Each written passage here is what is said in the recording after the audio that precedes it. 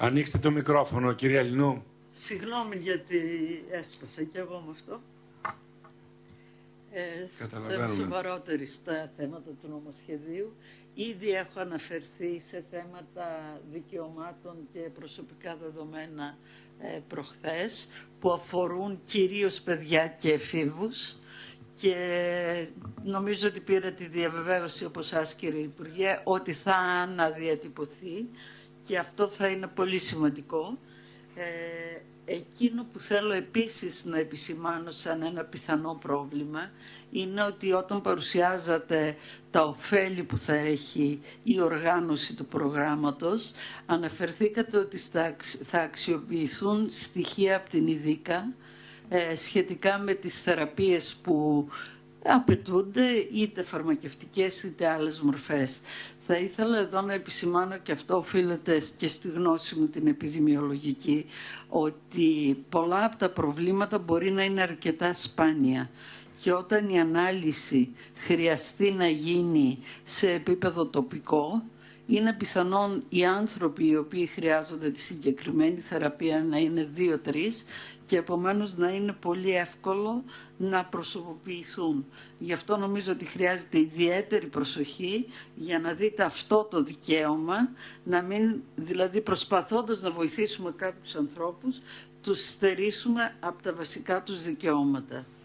Τώρα, από εκεί και πέρα θα αναφερθώ, είναι πολύ δύσκολο να το διαβάσει κανείς όλο το νομοσχέδιο και αναφέρεται σε πάρα πολλά θέματα.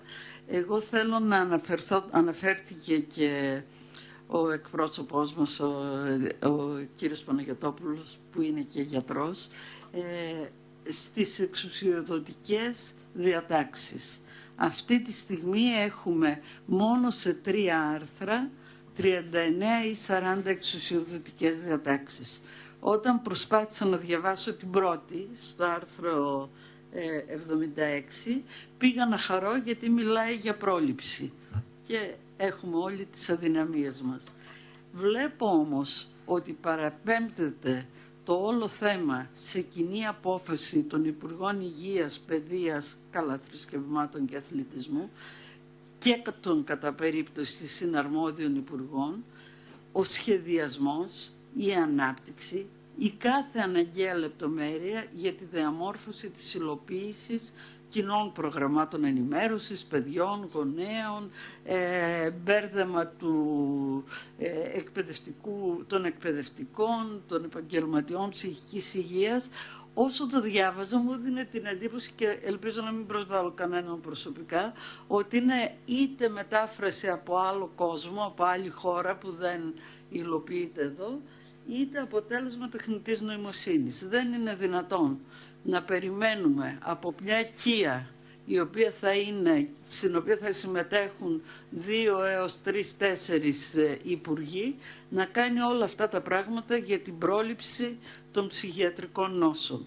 Και για να γίνω πιο σαφής θα πάω σε ένα άλλο άρθρο με το οποίο είχα ασχοληθεί εγώ νωρίτερα και αφορά το ίδιο, το άρθρο 6,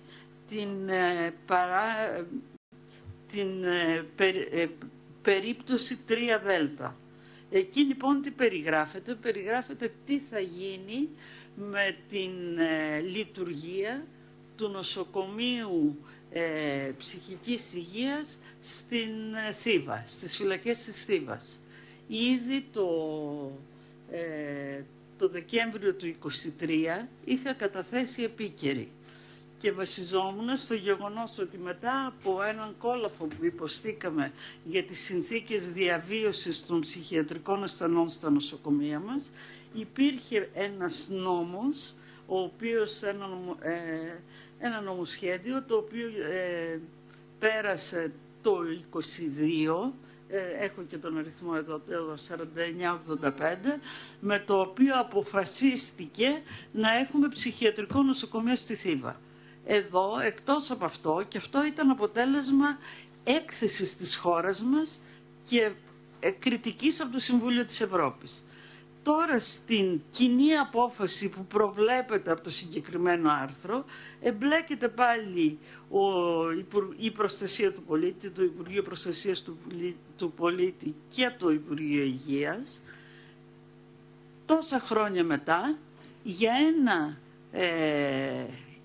υποτίθεται υπάρχον νοσοκομείο ψυχιατρικό ή κέντρο ψυχικής υγείας στη Θήβα, που έχω προσωπική γνώμη, γιατί μέσα σε μια ανθρωπιστική προσπάθεια επισκέπτομαι συχνά αυτό το νοσοκομείο, δεν υπάρχει. Δεν πάω ως πολιτικός, δεν υπάρχει ούτε καν ψυχίατρος.